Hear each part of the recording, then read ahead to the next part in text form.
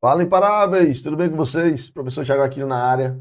Tem mais um evento aqui diretamente do YouTube do Objetivo Concurso, onde hoje a gente vai trabalhar a nossa legislação extravagante, né? A legislação penal especial, fazendo aqui o batendo pós-edital da Polícia Penal do Ceará, né? Concursozão top aí, concurso aberto, prova definida, 14 de julho. Temos aí quase 90 dias, né, para fazer uma excelente preparação.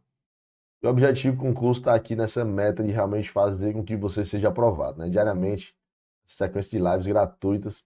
E hoje a gente está aqui nesse evento tão importante que é bater no pós-edital, né? Onde a gente vai colocar aqui para você o edital verticalizado, obviamente, tratando agora sobre a legislação extravagante, onde a gente vai mostrar para vocês aqui os principais tópicos, aqueles que vocês devem priorizar os estudos, para que vocês organizem aí o seu planejamento e faça assim realmente a preparação mais otimizada e mais realmente objetiva possível, beleza? Tranquilo?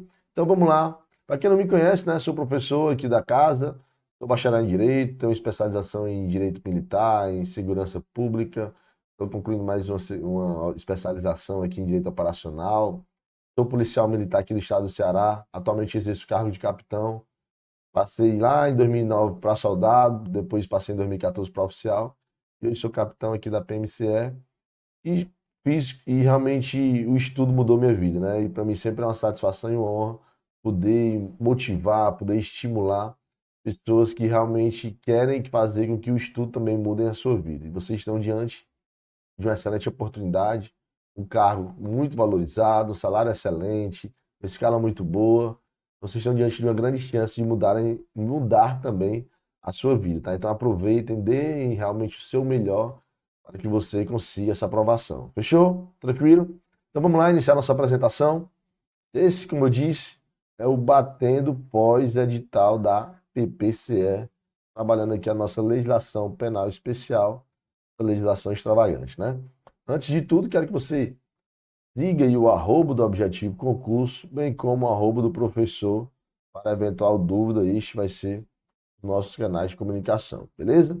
Então vou jogar logo aqui na tela o nosso edital verticalizado, para que vocês percebam aqui como veio a legislação extravagante para o seu concurso da PPCE, né? Então a legislação extravagante trouxe aqui a lei anti-tortura, trouxe o Estatuto de Desarmamento, leis sempre presentes em todos os concursos públicos das carreiras policiais. A lei anticorrupção aqui já não é uma lei tão cobrada assim, né? Vou até botar um asterisco aqui para que você perceba quais leis são prioridades e quais não são. Organização criminosa também, a nossa lei 12.850 é uma lei importantíssima para o nosso estudo. A lei pacote anticrime, essa lei 13.964, ela tem o seguinte detalhe, tá, pessoal? Geralmente você não estuda ela isoladamente. Você não estuda ela isoladamente. Você estuda o pacote anticrime através das diversas alterações que essa lei trouxe para o Código Penal, para o Código de Processo Penal, para diversas legislações penais especiais. E é dessa forma que é feito o estudo da lei pacote anticrime. Dificilmente você vai ter aí um estudo direcionado especificamente para a lei, porque fica uma coisa sem concatenação das ideias, né? Agora, quando você vai estudar o direito penal, aí você vai ver as alterações que a lei do pacote anticrime trouxe, você vai ler o Código de Processo Penal, que na verdade nem está no seu edital, mas você percebe ali as alterações trazidas pelo pacote anticrime, na legislação penal especial, né? Então, o estudo do pacote anticrime, ele está intrínseco ao estudo das disciplinas criminais, de maneira geral, tá? Beleza? Então é importante que se destaque isso. Obviamente que estava previsto e que de fato confirmou foi a LEP, né? A LEP, com certeza, é a lei aqui que a gente realmente vai até colocar 2C aqui, porque é a que tem maior relevância para o policial penal, para a sua atividade, né? Então é uma lei que realmente merece toda a atenção, que é a Lei 7210 de 84, tá? Aí o edital aqui duplicou, né? Trouxe aqui novamente a 9455, ele já tinha mencionado lá na frente, chamando de antitortura e depois veio chamando de crime de tortura, mas observe que de fato é a mesma lei, né? A 9455 de 97. Então, duplicou, bom para você, né? Que ao invés de ser uma lei a mais, é a mesma lei. Então, é como se não existisse aqui o tópico 7. Fechou? Lei de abuso de autoridade, né? A 3869, com certeza é uma lei importante para o seu estudo.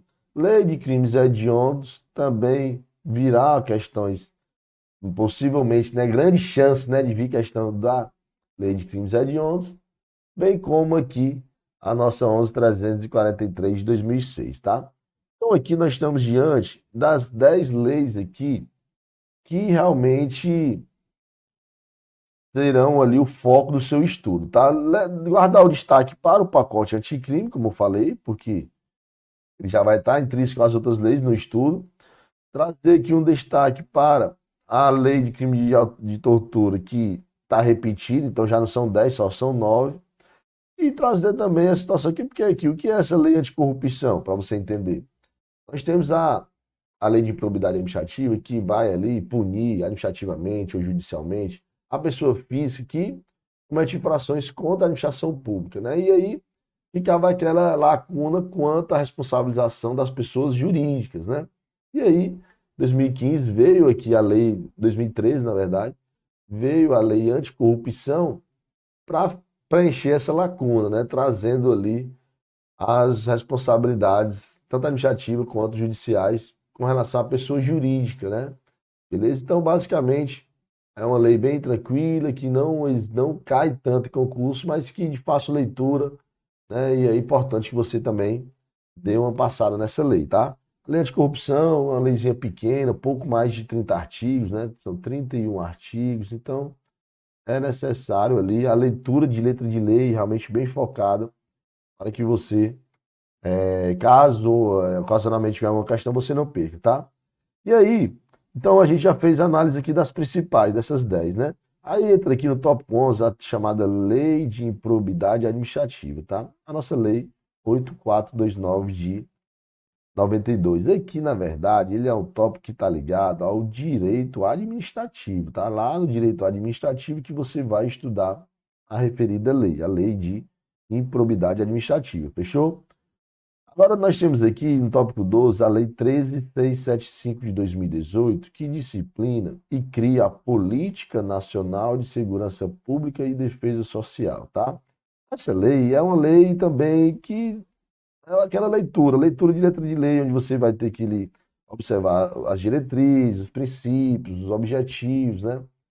Os conselhos que tem lá nesse dispositivo. Então, realmente, leizinha bem tranquila, que talvez, como colocando aqui o C, eu coloquei o C nas principais que tem chance de cair, né? Essa aqui eu vou colocar um asterisco também, porque aqui não tem tanta recorrência em estudos para provas de concurso público policiais, tá? A partir do tópico 3, professor, a partir do tópico 3 você observa que são portarias, são resoluções, né? Não são mais leis, né? Não são mais leis, como nós temos aqui até o tópico 12. Então, do tópico 13, 14 e 15, que são portarias interministeriais, resoluções do Conselho Nacional de Política Criminal Penitenciária, né? Resoluções e mais resoluções aqui. Esses tópicos, nós aqui, como sempre a IDECAM faz, ela meio que não coloca as coisas no canto onde é para estar, né? Então aqui nós estamos ligados mais à legislação específica, tá? Esses tópicos 13, 14 e 15 na prática, a rigor, não seria uma legislação penal extravagante, não é nem lei, né? São portarias, resoluções ligadas mais à parte específica da atuação policial penal, então a gente entende que esses tópicos eles devem ser estudados lá na legislação específica. Fechou? Tranquilo? Então, assim, ó, trouxe para você a leitura aqui rápida, né? Bem dinâmica dessas leis que vieram aí para você no seu edital. Trouxe as importantes, aquelas que você merece dar destaque, né? Apesar de nós termos aí quase 3 meses para o concurso, o plano ideal é que você bata todo o edital. Esse é o plano ideal. Mas se você tem que estudar todas as outras disciplinas, afinal você tem que preencher um perfil médio aí, no mínimo 50% de cada disciplina. Então você precisa se desdobrar até o dia da prova em preencher ali o estudo de todas as disciplinas. Então é importante que você tenha prioridade naquelas que você deve focar. Óbvio, se você tiver tempo, no plano ideal, como eu estou falando, é você bater o edital, mas dificilmente a gente vai ter esse plano ideal para executar nesse período que na verdade é curto, né? Tranquilo? Então a gente elencou aqui aquelas leis principais. Professor, quais são? Então vamos aqui colocar aqui em destaque até no marca-texto, para você entender e ficar bem claro isso. Lei de tortura é importante? Isso, com certeza, cara. Com certeza. Estatuto de desarmamento? Também. Estatuto de desarmamento? Também. Lei anticorrupção? Nem vou colocar. Vou deixar em segundo plano. Organização criminosa está aqui também como uma prioridade. A lei de pacote anticrime, como eu disse, o estudo está intrínseco às demais normas. Eu vou até colocar aqui de outra cor para você não entender.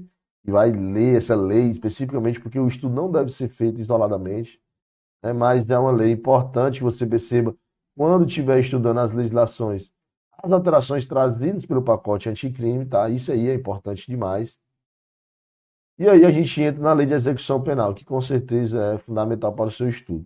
Essa lei de tortura, como eu disse, está duplicada, então não vou marcar. E aí a gente entra na lei de abuso de autoridade e nos crimes hediondos, bem como a nossa lei de drogas, tá? Então essas aqui realmente merecem toda a atenção. Então eu trouxe aqui para você como maneira de focar o seu estudo, uma, duas, três, quatro, cinco, seis, sete dispositivos legais para você priorizar, tá? Para você priorizar o estudo, porque a tendência de 90% ou mais das questões de legislação penal extravagante que saírem dessas 7 leis é bem maior. Fechou? Então, para que a gente possa dar continuidade, eu trouxe aqui como as bancas cobram essas leis em concursos públicos, bem como trazendo ali a teoria para que você perceba a importância de cada lei. Fechou? Então vamos aqui resolver umas questõezinhas. Vamos lá. Esse é o Batendo Pós-Edital. Como eu disse, prioridade número 1 é a nossa lei de execuções penais, portanto, primeira questão na tela tem que ser da 7.210 de 84, que é a nossa LEP, né, conhecida popularmente como LEP, que é a Lei de Execuções Penais, tá? Um assunto bem importante que tem bastante recorrência nos concursos públicos, onde a LEP está no edital, trata ali das assistências, né? Trata das assistências que, antes de iniciar a questão, eu quero que você perceba que a partir do artigo 10 da legislação de execução penal, ele traz o seguinte, ó, a assistência ao preso e ao internado é dever do Estado, objetivando prevenir o crime e orientar o retorno à convivência em sociedade. Então, o objetivo dessas assistências é prevenir o crime e orientar o devido retorno desse indivíduo à sociedade. E aí ele coloca que a assistência estende-se ao egresso também, né? Aquele camarada que ali saindo do sistema penitenciário, mas que ainda tem esses direitos ainda garantidos, tá? Esses direitos de assistência. O artigo 11 ele vai dizer quais são ali as hipóteses, né, de assistência. Ele traz que vai ser uma assistência material, assistência à saúde, assistência jurídica, né, assistência educacional, assistência social e assistência religiosa. E do artigo 12 em diante, ele vai especificar o que seria cada modalidade de assistência. Importante depois você dar uma lida, até porque é necessário para a gente já responder, ó, a primeira questão.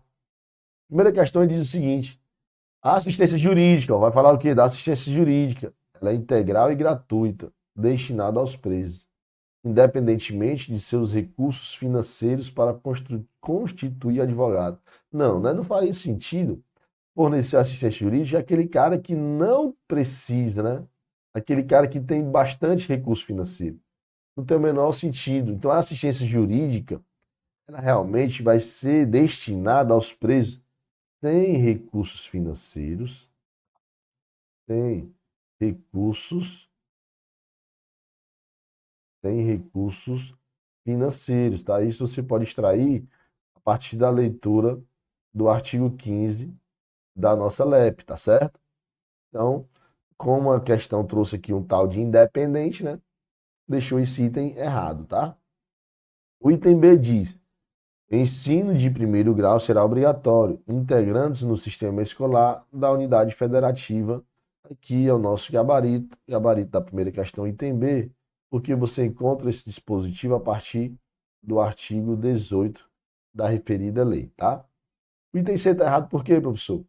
A assistência social tem por finalidade amparar o preso, doando-lhe auxílio reclusão. Olha só, a assistência social que você percebe ali do artigo 22, ele vai trazer que é dever do Estado, né, assistir, preparar o preso ao retorno à sociedade, né? E essa assistência social ela vem também ajudando o preso a, por exemplo, conseguir uma documentação, tá?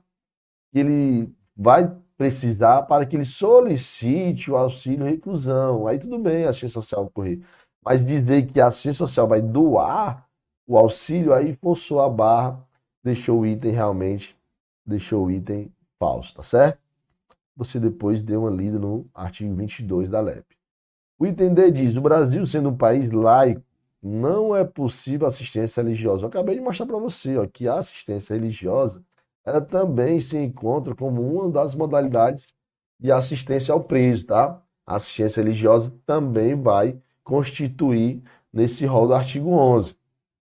Agora, o fato de ser laico, ele vai o quê? Por exemplo, ele não vai obrigar o indivíduo, né, a participar de determinado culto ou não, né? Ele não pode trazer benefícios ou prejuízos, né, sanções àqueles que não participem, tá? E isso aí institui esse conceito laico do país, tá?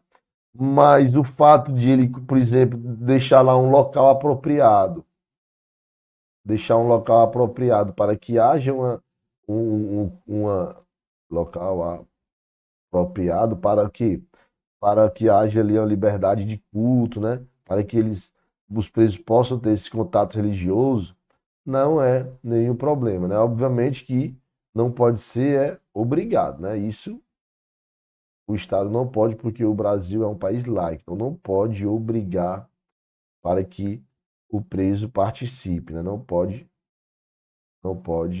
obrigar, tá certo? Então, disse que não é possível, tá errado.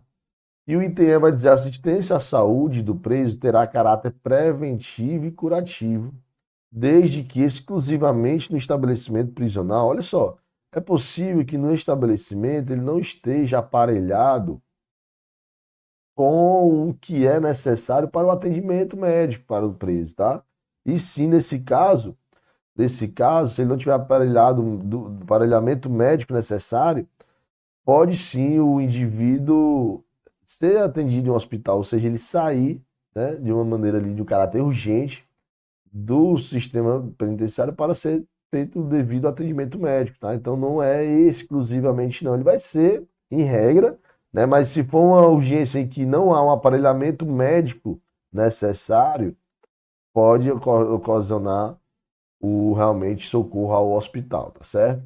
Então é possível sim, não é exclusivamente no sistema penitenciário. Então, de fato, como nós já tínhamos encontrado aqui o gabarito dessa primeira questão, é o item B de Bravo, né? Onde a gente trabalhou aqui aspectos ligados à assistência, às modalidades, né? Às modalidades de assistência ao preso, tema importante do estudo da LEP, beleza?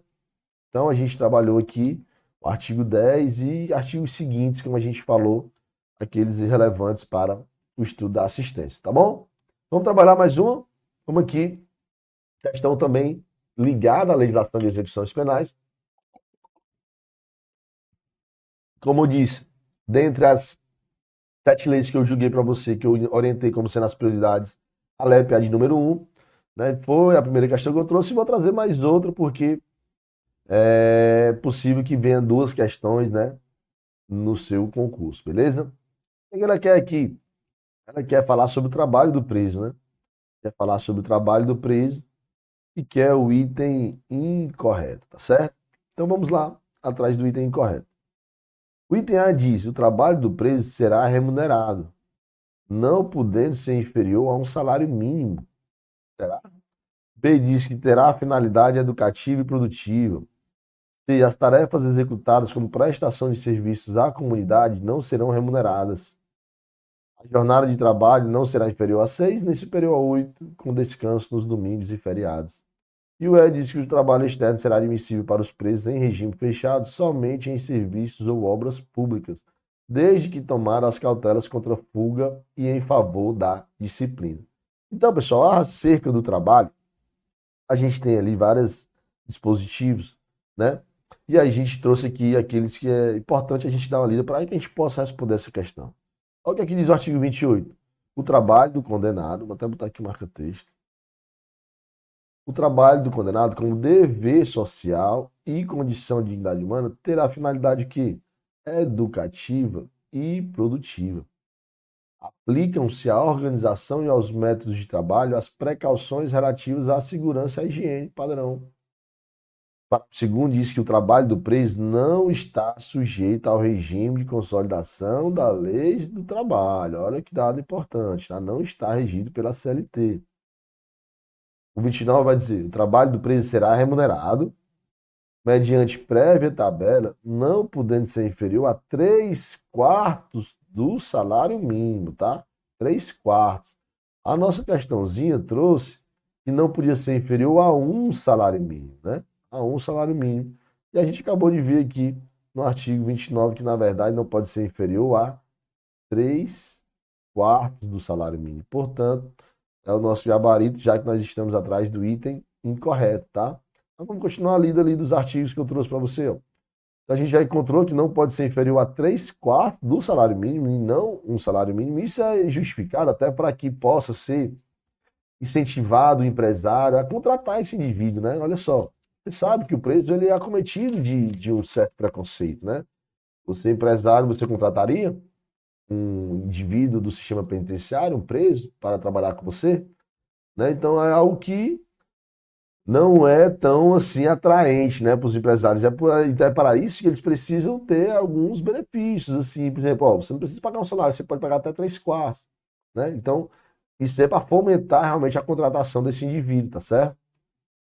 O parágrafo primeiro diz que o produto da remuneração pelo trabalho deverá atender o quê? O que é o produto? É o rendimento que vai vir, né? A indenização dos danos causados pelo crime, já que a gente sabe que é um efeito da condenação, a reparação do dano, desde que determinados judicialmente, lógico, não reparados por outros meios. A assistência à família, né? O preso tem a família que ficou lá fora e precisa que ele dê o seu apoio, né? As pequenas despesas pessoais, claro, e ao ressarcimento ao Estado das despesas realizadas com manutenção do condenado em proporção a ser fixada e sem prejuízo da destinação prevista nas letras anteriores, né? Ou seja, isso aqui não pode vir em detrimento das outras, né? Então ele meio que estabeleceu aqui prioridades, tá? E o parágrafo segundo ele diz que ressalvar outras aplicações legais será depositada a parte restante para a constituição do pecúlio em caderneta de poupança que será entregue ao condenado quando posto em liberdade. E o parágrafo, artigo 30 diz o seguinte: as tarefas executadas como prestação de serviço à comunidade, estas não serão remuneradas. Fechou? Então vamos lá de novo. Vamos lá novamente. A segunda questão, ela estava dizendo que o trabalho terá finalidade educativa, a gente acabou de ver, educativa e produtiva. As tarefas executadas à prestação de serviço de comunidade não são remuneradas perfeitamente. Perfeitamente. O item C vai falar aqui da jornada de trabalho, ó, não será inferior a 6, nem superior a 8 horas, com descanso, está corretíssimo. E o trabalho externo será admissível para os presos em regime fechado somente, a gente sempre fica ali de orelha em pé quando vê o somente, tá? Mas de fato, quando o indivíduo estiver no regime fechado, é até possível, né? Até possível o trabalho externo, mas desde que seja para serviços ou obras públicas, ou seja, somente em serviços ou obras públicas, tá? Ainda tem que ter essa cautela contra a fúria em favor da disciplina, beleza? Tranquilidade. Segunda questão aqui, trabalhando um pouco sobre o trabalho do preso. E o gabarito é o item A, de alfa. Fechou? Tranquilo? Então, olha só, LEP, priorize o estudo da LEP, tá? Estude bem a nossa legislação de execuções penais. Fechou? Vamos continuar, vamos avançar aqui, vamos trabalhar algumas outras normas que está também no seu edital. Olha só, legislação super importante para o seu estudo, está no seu edital e com certeza cairá a questão. Por quê? Porque trata da lei de abuso de autoridade. Trata da lei de abuso de autoridade. Você não pode ir lá, quando estiver dentro do sistema, praticar determinadas condutas sob pena de incorrer no crime de abuso de autoridade. Então você precisa conhecer essa legislação. Do jeito que você precisa conhecer a LEP, porque vai ser ali a sua Bíblia, como a gente disse, do policial penal. A lei de abuso de autoridade ela é fundamental para o estudo, para o agente público de maneira geral, tá? Então, com certeza virá questões nesse sentido, beleza? Então, vamos trabalhar aqui a nossa 13869 de 2019. O item A diz o seguinte, ó, que os efeitos da condenação previstos na lei especial aplicam automaticamente em caso de reincidência por crime análogo. Primeiro, na lei de abuso de autoridade, não há aqui efeito automático, tá? Não há. O que pode acontecer, no caso de uma reincidência, também não seria por crime análogo, seria a tal da reincidência. Reincidência específica, tá? Específica. Pode o quê? O efeito da condenação, por exemplo, como a perda do cargo, se houver uma reincidência específica, ou seja, o indivíduo já está indo para a sua segunda condenação de crime de abuso de autoridade, pode o juiz, obviamente, motivando em sua sentença, ele pode, por exemplo, como efeito da condenação, trazer-lhe a perda do cargo, tá certo? Trazer a perda do cargo, portanto, seria diante de uma decisão motivada pelo juiz e diante de uma reincidência específica, tá? Então, o item A está errado.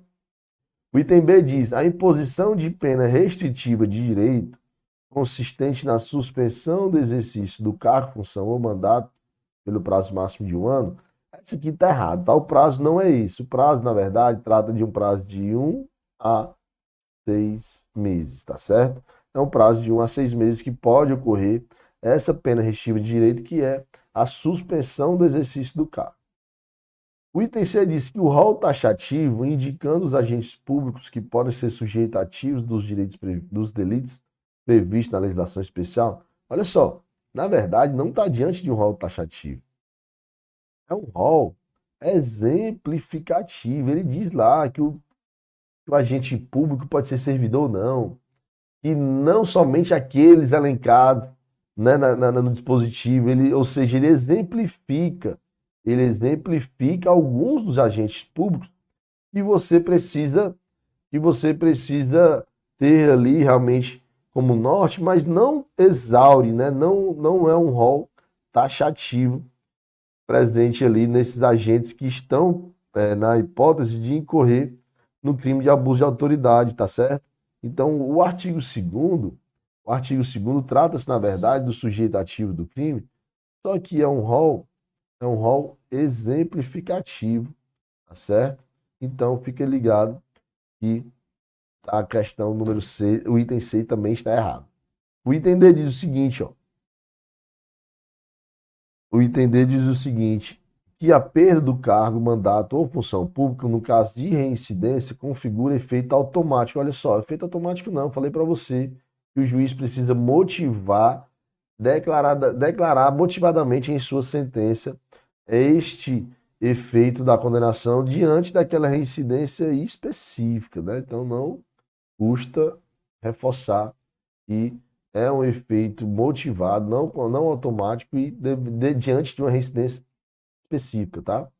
E o item E diz que a exigência em todas as condutas de dolo específico, né? Também há essa questão do dolo específico de prejudicar outrem ou beneficiar a si mesmo ou a terceiro, ou ainda por meio de capricho ou satisfação pessoal, tá? Você encontra isso no artigo 1º, já no parágrafo 1º da nossa lei de abuso de autoridade.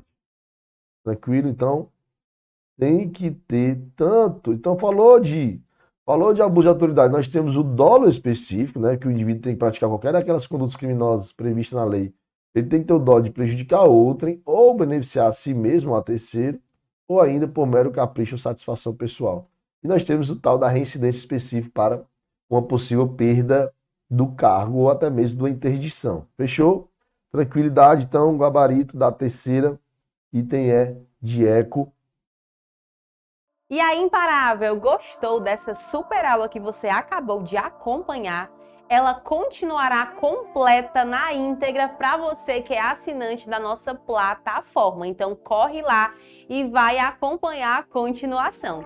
E para você que ainda não faz parte da nossa tribo e quer se preparar da melhor forma e acompanhar todas as aulas de forma completa, clica no link da descrição e vem fazer parte da nossa tribo. Olha, se você chegou até aqui é que com certeza você quer mudar a sua vida. E você viu que o Objetivo Play pode ser uma solução para você. O Objetivo Play é uma plataforma completa que te dá acesso a tudo que você precisa para estudar para concurso. Tem acesso a aulas ao vivo, comigo e com outros professores. Você tem acesso a aulas gravadas para todos os concursos públicos que você quiser. E claro, milhares e milhares de questões comentadas. Eu sei que você deve estar muitas vezes duvidoso se realmente o Objetivo Play é para você. Mas eu queria que você fizesse um desafio próprio. Eu queria que você adquirisse o Objetivo Play na dúvida, para que se você não gostar por algum motivo, a gente devolvesse o seu dinheiro. Na dúvida, compre, na dúvida, invista. Na dúvida, aproveite a chance de ouro de pegar uma plataforma sensacional e que garantiu a aprovação de milhares de candidatos nos mais diversos concursos públicos. O cavalo selado ele só passa uma vez. Se você não montar, você vai perder a viagem. E o que eu tô te convidando agora é para melhorar a sua vida durante esse ano. Afinal, você não tá afim de viver do mesmo jeito sempre. O Objetivo Play ajudou e potencializou a forma de distribuição de PDFs. Porque nós trabalhamos com PDFs que têm tabelas, imagens e gráficos. Assim você consegue sempre estar vendo aquilo que mais interessa e não ficar naquela leitura chatatiana que atrapalha a tua produtividade nos estudos. As videoaulas são de 20 minutos, não aquelas videoaulas longas de 2 horas, como se você estivesse vendo uma série do Netflix. Chegou a hora de você sintetizar melhor sua preparação, com um material conciso, enxuto e objetivo. E é por isso que nós somos o Objetivo Play. Se você quer tomar uma decisão agora, você vai apertar nesse botão abaixo. E você vai lá para a nossa tribo. E dentro da nossa tribo você já vai ter mentoria comigo. E eu sim, vou coordenar todo o passo a passo dos seus estudos. Um dia, lá atrás, a minha vida foi mudada porque eu consegui estudar para concurso. Mesmo depois de ter sido reprovado em muitos concursos públicos, eu acertei o pé para descobrir onde é que eu estou errando. Em que pontos eu preciso melhorar. Por que eu estou errando no PDF, na resolução de questões? Por que eu não estou fazendo mapeamento dos erros do simulado? Por que eu não estou vislumbrando uma boa administração de como ver videoaula? Essas sensibilidades que eu tive que adquirir depois desse novo contexto me fizeram ser aprovado não só em 1, nem 2, mas em mais de 10 concursos públicos federais. Por que você não pode mesmo? É claro que você pode, mas para isso vai precisar mudar a sua rotina e a forma de estudar. É por isso que eu estou te convidando de novo. O Objetivo Play é para você e a hora de entrar para a tribo é essa. Aproveite, apertando nesse botão que está lá embaixo. Você vai entrar numa tribo de imparáveis que vai te ajudar a assinar o termo institucional e nesse ano ainda se tornar servidor. Tamo junto, te vejo lá dentro.